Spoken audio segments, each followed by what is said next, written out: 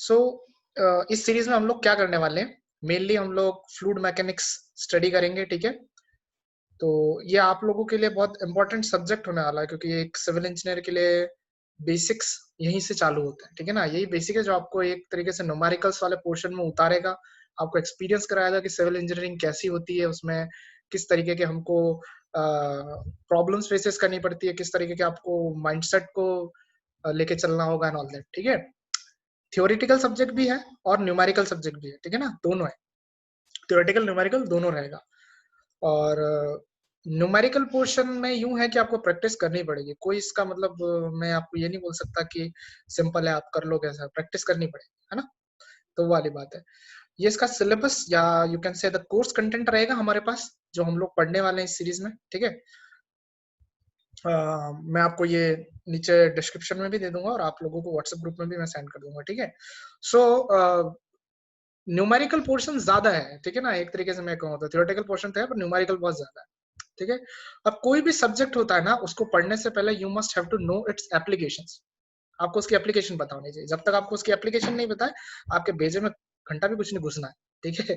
तो आपको पता होना चाहिए कि व्हाट इज फ्लूइड मैकेनिक्स, और ये यूज कहाँ होती है लाइफ में। या तुम सिविल इंजीनियर अगर हो तो सिविल इंजीनियरिंग कहाँ यूज आती है, मैकेनिकल की भी होती है।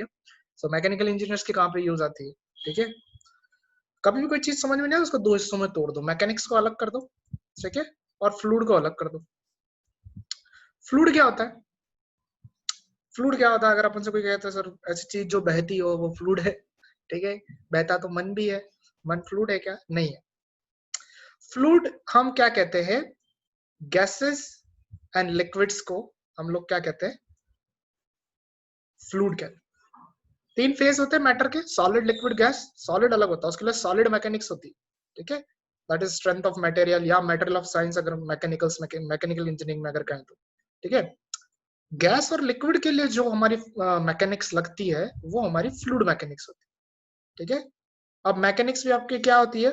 मैकेनिक्स में हम क्या करते हैं, depending on the laws and principle of motions, या रिजिड बॉडी के जो मोशंस या लॉज प्रिंसिपल होते हैं उनको यूज करके हम लोग कोई स्ट्रेसेस या स्ट्रेन्स निकालते हैं, या यू कैन से मूवमेंट की पैरामीटर्स निकालते हैं, लाइक एक्सेलरेशन हो गया, वेक्टर हो गए, वेलोसिटी हो गया, ऐसी चीजें हम लोग निकालते हैं। तो that is known as fluid mechanics on whole, ठीक है।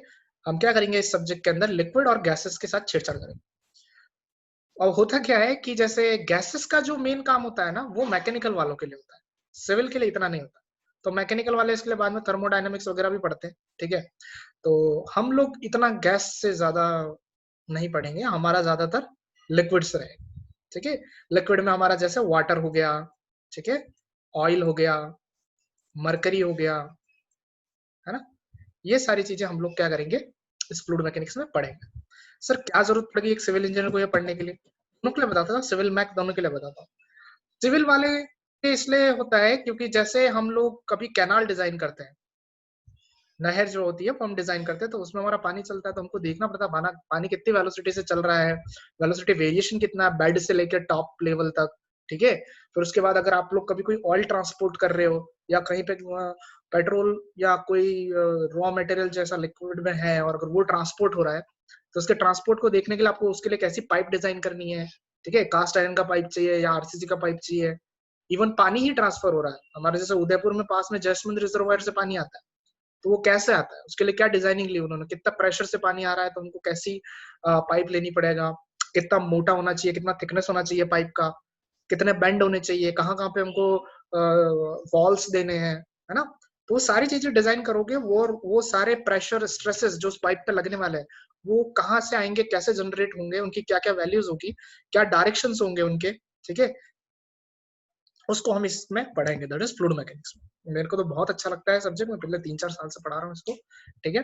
सो आई होप आप लोग भी अच्छे से पढ़ो, पर इसके अंदर आपको प्रैक्टिस करनी पड़ेगी, मैं आपको पहले से बोल रहा हूँ, क्योंकि न्यूमेरिकल्स होंगे इसमें और आपको न्यूमेरिकल्स प्रैक्टिस करने पड़ेंगे, क्योंकि न्यूमेरिकल ही आते हैं। थ्योरी मतलब आ जाएगी, पर न्यूमेरिकली इसका मेन है। अगर जिन लोगों की मैथमेटिक्स अच्छी है, जिन लोगों को न्यूमेरिकल्स करना पसंद आता है, ये सब्जेक्ट उनको बहुत पसंद आने वाला, ठीक है। सो आज हम लोग क्या करेंगे ना, मेनली इंट्रोडक्शन देखेंगे कि हम कोर्स कंटेंट में क्या क्या पढ़ने वाले हैं, और उनका स्कोप मैं साथ साथ में बताता रहूंगा कि वो रियल लाइफ में कहाँ कहाँ पे यूज आते हैं, ताकि आप जब उसको पढ़ोगे तो आपको एक ध्यान रहेगा कि हाँ चलो इसको यहाँ यूज करते हैं, इसलिए अपन लोग पढ़ रहे हैं। बहुत बार होता है ना, अपन मैथमेटिक्स पढ़ते हैं, इंटीग्रेशन डिफरेंशिएशन, हमको कभी पता नहीं रहता कि वो लाइफ में कहाँ यूज होने वाला है, तो हमको कभी वो समझ में भी नहीं आता है ना। सो दैट्स व्हाई मैं आपको बताऊंगा कि how it is going to get used. Okay, so first अपना जैसे चालू होता है introduction to objective, scope and outcome of course, जो कि मैंने अभी लगभग आपको बता दिया।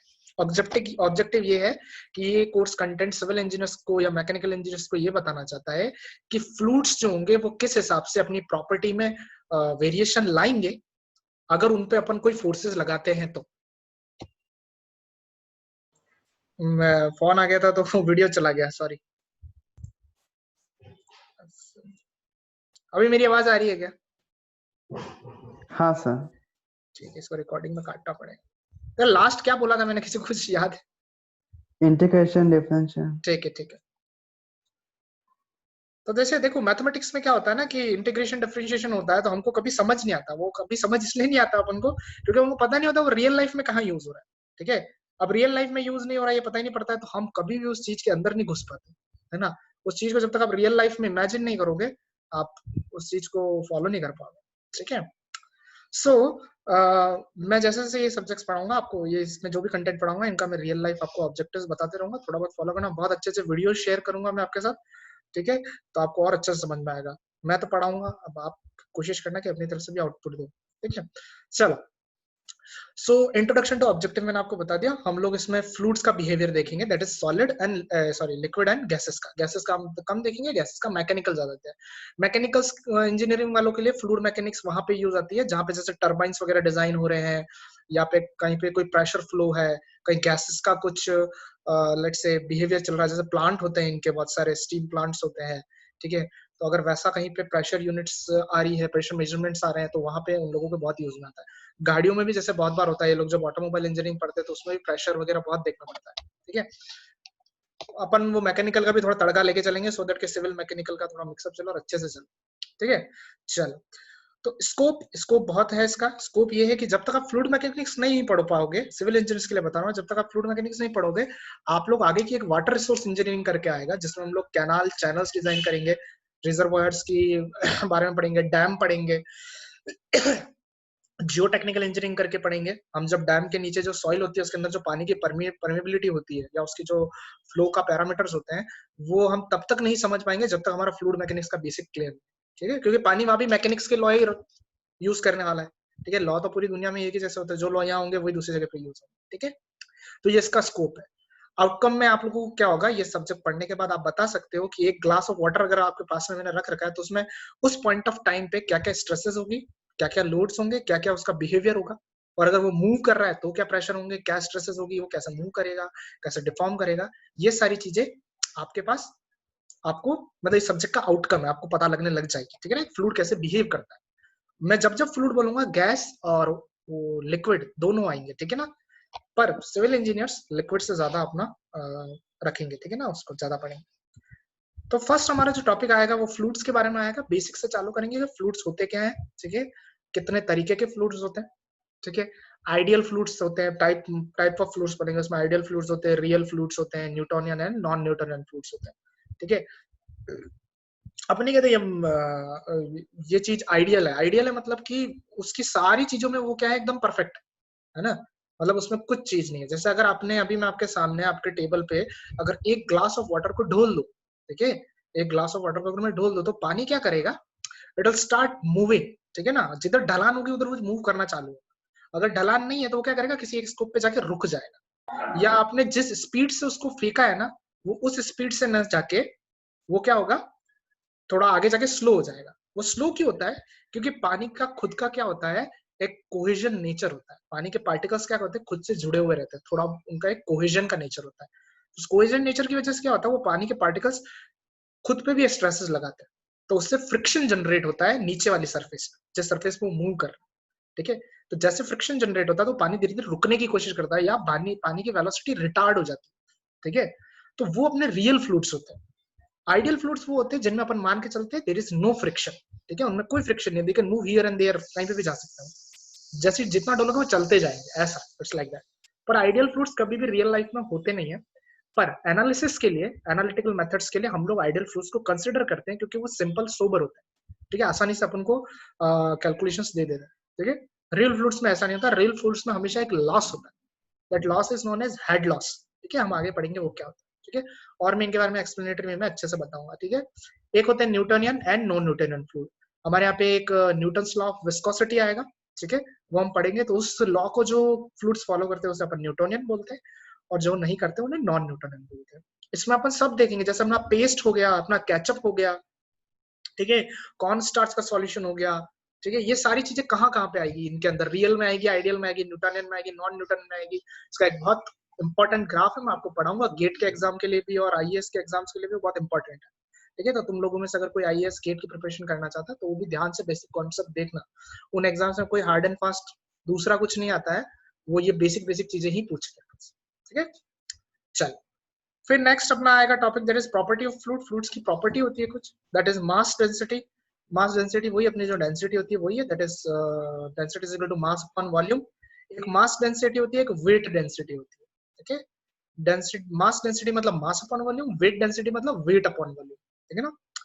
इनका लॉजिक क्या है, लॉजिक ये है कि जैसे अगर पानी की, लेट से मैं डेंसिटी बोलता हूँ 1000 kilogram per meter cube, that means अगर आप 1 meter by 1 meter by 1 meter height का अगर एक क्यूब बनाते हो, एक समझ लो एक रूम, एक टैंक बना रहे हो तो 1 meter by 1 meter by 1 meter height का, और उसको पूरा पानी से फिल कर दो, और लेट से तुम्हारे पास कोई मशीन है, तुम जाके उस चीज को वेट कर सकते हो, तो जब तुम उसका वजन करोगे तो वो 1000 किलोग्राम आएगा, है ना। उस टैंक के अंदर जो पानी भरा हुआ है ना, उसका वजन कितना आएगा, 1000 किलोग्राम। दैट मीन्स उसकी 1000 किलोग्राम पर मीटर क्यूब क्या है, डेंसिटी है, क्योंकि 1 meter cube by 1 meter cube by 1 meter cube का हमने क्यूब इमेजिन किया था। Okay, so this is how the things works.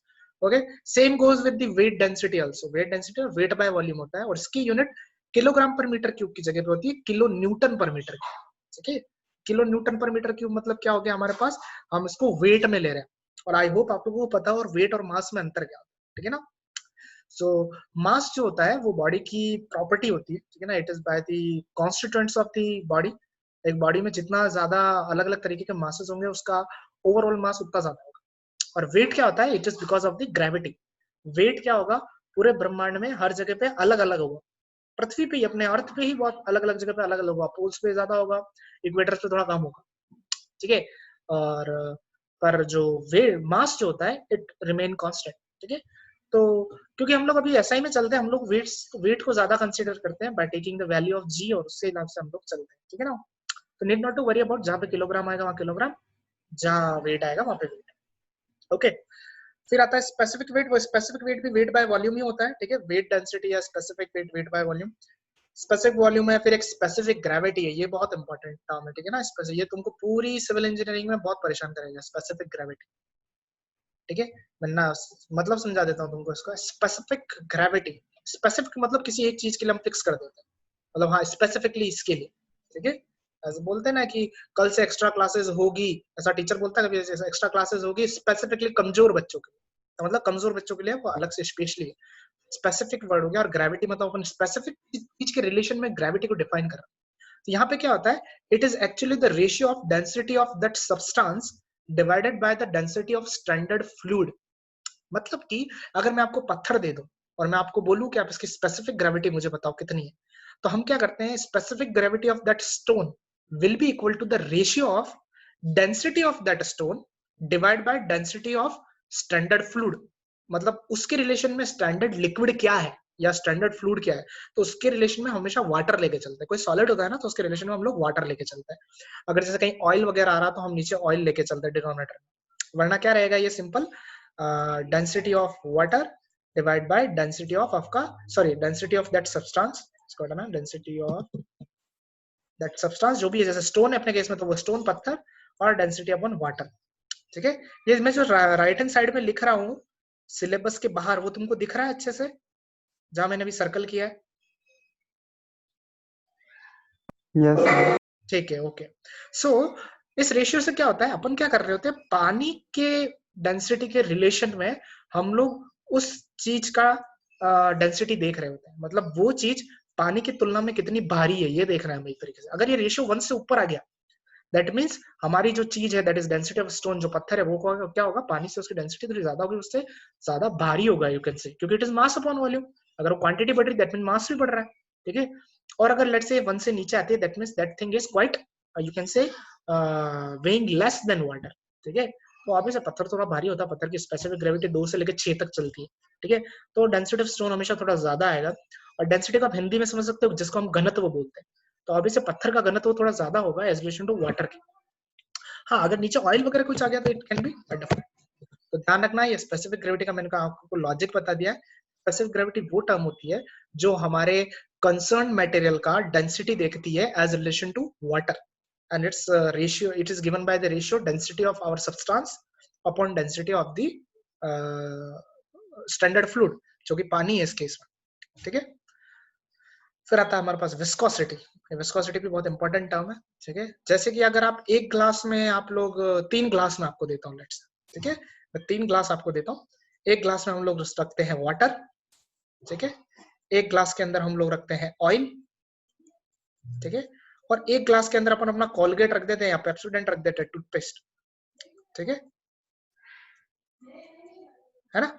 अगर मैं इन तीनों ग्लास को एक साथ ढोल दूं एक ही टाइम पे एक टेबल पे, तो सबसे फास्ट कौन मूव करेगा? सबसे फास्ट कौन मूव करेगा? वाटर। वाटर मूव करेगा, ऑब्वियसली वी नो। क्योंकि क्यों क्यों कर रहा है? अभी इस पॉइंट ऑफ टाइम पे आप आंसर दोगे, अरे प्लीज म्यूट हो जाओ। इस पॉइंट ऑफ टाइम पे आप आंसर दोगे कि सर पानी थोड़ा कम गाढ़ा है, यू कैन से, है ना, पानी थोड़ा पतला है, it can move here and there, ठीक है। ऑयल थोड़ा सा गाढ़ा हो जाएगा, वो मूव नहीं कर पाएगा इतना, थोड़ा सा मतलब it will resist the motion. फिर अगर अपन टूथपेस्ट की बात करें तो अपन देख सकते हैं it is a kind of pseudo solid. Pseudo solid इसको बोलते हैं जो थोड़ा लिक्विड भी नहीं है, सॉलिड भी नहीं है, it's kind of pseudo solid, थोड़ा सॉलिड जैसा।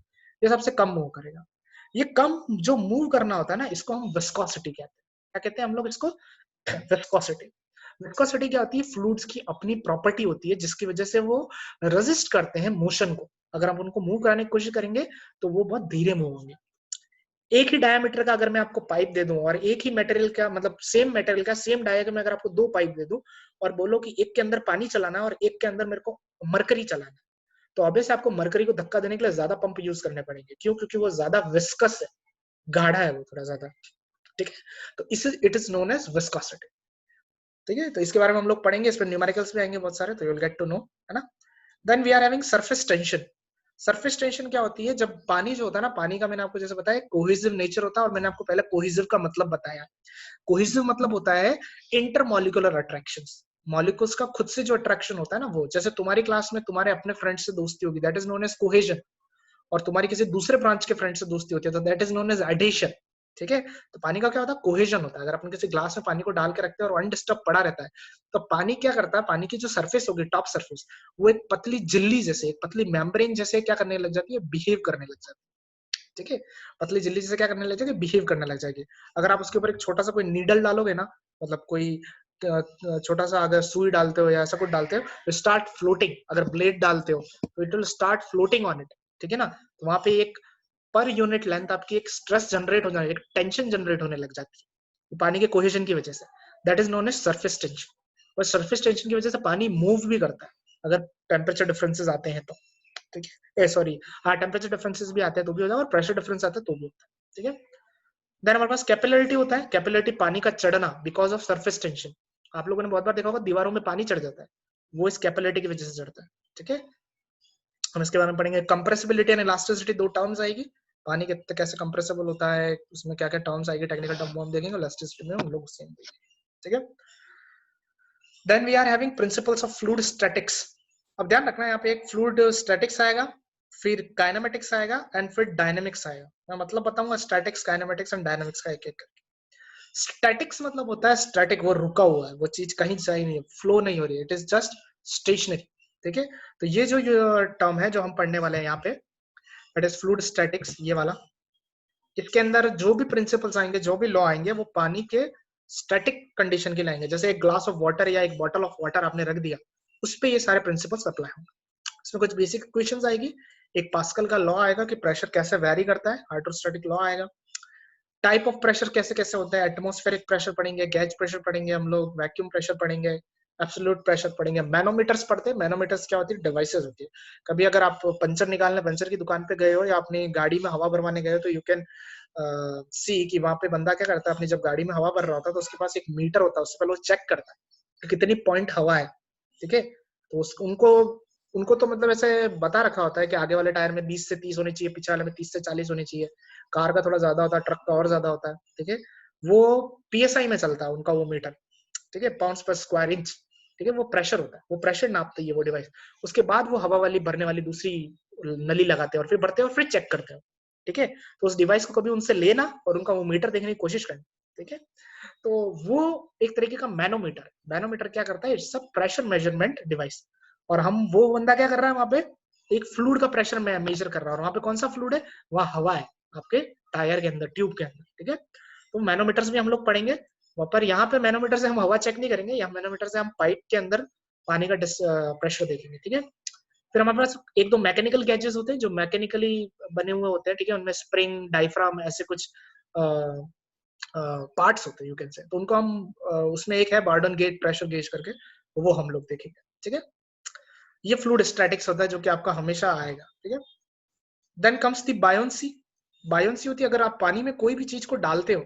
ठीक है, तो उस चीज जैसे अगर आप कभी नहाते हो तो आप देखना कि आपका जो मग होगा जिससे आप पानी यूज करते हो, उसको अगर अपन ऐसा का ऐसा बाल्टी के अंदर डाले तो जाता नहीं है, उसको बहुत दम लगाना पड़ता है। क्यों?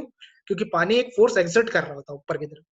अगर आप लोगों में से कोई स्विमिंग वगैरह करता है तो वो जानता होगा, अगर वो पानी में कूदता है ऊपर से कहीं से, ठीक है, किसी हाइट से, तो अपनी बॉडी को स्ट्रीमलाइन करके कूदता है। वो ऐसे पीठ के बल नहीं कूद सकता। और पीठ के बल कूद गया तो पानी उसको पचाक करके पीछे लगेगा और पूरा लाल हो जाएगा उसका पीठ। तो जो स्विमर और जो डाइविंग करते हैं वो अपनी बॉडी को एकदम स्ट्रीमलाइन कर देते हैं, एकदम पतला, और फिर कूदते हैं अंदर की तरफ। ठीक है, ताकि पानी को कम से कम एरिया मिले और उसको प्रेशर वो उतना कम से कम लगाए।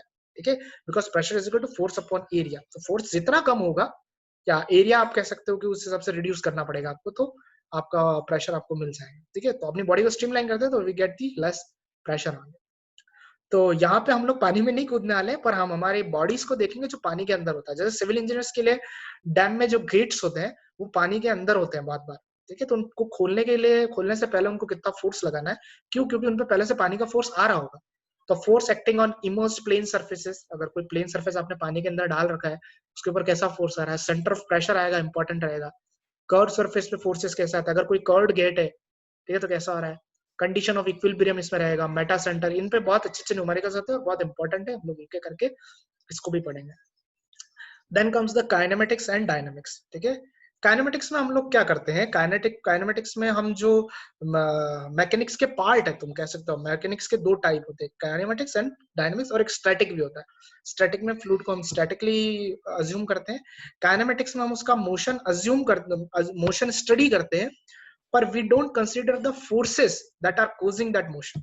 मतलब मैं आपके सामने कह दूं कि पानी, पाइप में पानी चल रहा है और मैं कहूंगा आप इसको स्टडी करो, तो आप सिर्फ इसके मोशन को स्टडी करोगे, मतलब उसकी वेलोसिटी देखोगे, उसका एक्सेलरेशन देखोगे। ठीक है, उसका वेरिएशन देखोगे उस पाइप के पाथ के अलोंग। ठीक है, आप ये नहीं देखोगे कि वो किसकी वजह से हो रहा है, वो पानी कहाँ से आ रहा है या कहाँ जा रहा है, उससे आपको लेना देना नहीं है। आप सिर्फ इसके फ्लो पैरामीटर्स को स्टडी करोगे, that is known as kinematics. ठीक है, पर जब आप उसके फोर्सेस को भी कंसिडर करने लग जाओ कि हाँ भाई पानी चल रहा है, इसमें इतने इतने तरीके के फोर्सेस भी रहेंगे, अगर ग्रेविटी फोर्स रहेगा या विस्कस फोर्स रहेगा, प्रेशर फोर्स रहेगा, अगर आप ये सारी चीजें एज्यूम करने लग जाओगे तो then it will be fluid dynamics. ठीक है, तो काइनेमेटिक्स के अंदर बहुत सारी चीजें होगी हमारे पास, टाइप्स ऑफ फ्लो वगैरह अपन देखेंगे। इसमें थोड़ा सा आप डिफरेंशिएशन और इंटीग्रेशन आएगा। ठीक है, इंटीग्रेशन नहीं आएगा, डिफरेंशिएशन आएगा।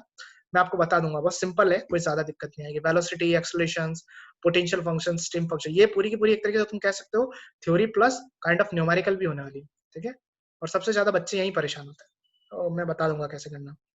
Same goes with dynamics. Dynamics बहुत इंटरेस्टिंग है, आप रियल लाइफ से जोड़ पाओगे डायनामिक्स को।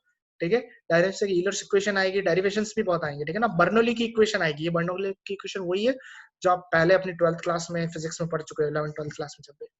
फिर यहाँ पे कुछ डिस्चार्ज मेजरमेंट डिवाइसेस आती है कि अगर पानी फ्लो हो रहा है तो what is the discharge of that water, वो पानी कितने डिस्चार्ज के साथ चल रहा है, और यू कैन से कितने एरिया के साथ, कितना वेलोसिटी के साथ वो निकल रहा है। ठीक है ना, that is the water quantity of water flowing per second you can say. ठीक है, तो वो डिस्चार्ज होता है। तो डिस्चार्ज के लिए हम लोग एक दो डिवाइसेस होके वेंचुरीमीटर, आरएफएस मीटर और दूसरी एक तो वेलोसिटीज निकालने के लिए भी हम लोग यूज करने वाले हैं कि वेलोसिटी कितनी है वो निकालने के लिए हमारे पास डिवाइसेस होगी, ठीक है। वो सब हम फ्लूइड मैकेनिक्स में पढ़ेंगे, नोजल्स, प्लेट्स वगैरह सब, ठीक है। फिर आता है लेमिनार फ्लो थ्रू पाइप्स। अब यहाँ पे हम स्पेसिफिकली पाइप के लिए पढ़ेंगे, पाइप में जो जो फ्लो हो रहा है वो सब हम लोग पढ़ने वाले हैं, ठीक है। पाइप के अंदर हमारे पास शियर एंड प्रेशर ग्रेडियंट्स पढ़ेंगे हम लोग, शियर और प्रेशर कैसे चेंज हो रहे हैं एक दूसरे के साथ में, पाइप के सेंटर से लेके पाइप की बाउंड्री तक वो देखेंगे, flow between plates and pipe देखेंगे, ठीक है। दो प्लेट्स के बीच में कैसा फ्लो हो रहा है, या पाइप की एक बाउंड्री से लेके दूसरी बाउंड्री के बीच में कैसा होता है। यहाँ पे एक हाइजेन-पॉइसली इक्वेशन आएगी जो कि बहुत इंपॉर्टेंट होने वाली है, डेरिवेशन बहुत होने वाला है, ठीक है ना, याद करना है डेरिवेशन, समझना, याद हो जाएंगे खुद ब खुद, ठीक है। प्रेशर डिफरेंसेस वगैरह देखेंगे, एक फ्रिक्शन फैक्टर देखेंगे जो कि बहुत इंपॉर्टेंट होना है गेट के लिए और आईईएस के लिए और गवर्नमेंट एग्जाम्स के लिए, ठीक है। That is Darcy Weisbach equation, friction factor, ठीक है। ये बहुत इंपॉर्टेंट इक्वेशन होती है। फिर माइनर लॉस, जो लास्ट में पाइप नेटवर्क्स होता है, ये भी बहुत इंपॉर्टेंट। बहुत सी चीजें बीच में इंपॉर्टेंट आएंगी, मैं आपको एक एक करके पढ़ाता रहूँ, ठीक है ना। तो ये हमारा आज का लेक्चर जो था, ये हमारा क्या था, कोर्स का कंटेंट का प्रीव्यू था, ठीक है ना। हम ये लोग कल से पढ़ना चालू करें, ठीक है। फ्लूइड्स चालू होगा, फिर प्रॉपर्टी ऑफ फ्लूइड एंड दोनों, ठीक है। आर के बंसल करके एक बहुत वेल नोन बुक है, आई थिंक आप लोगों ने कभी नाम सुना होगा, नहीं सुना है तो आर के बंसल करके बुक है, मैं वही प्रेफर करूंगा, तो मैं उसी के अंदर से आपको पढ़ाऊंगा क्योंकि it will B quite simple और आपको एक बार देखने के लिए काफी ओके चलेगी, ठीक है ना। So that's it for today, upon next lecture में नेक्स्ट देखेंगे।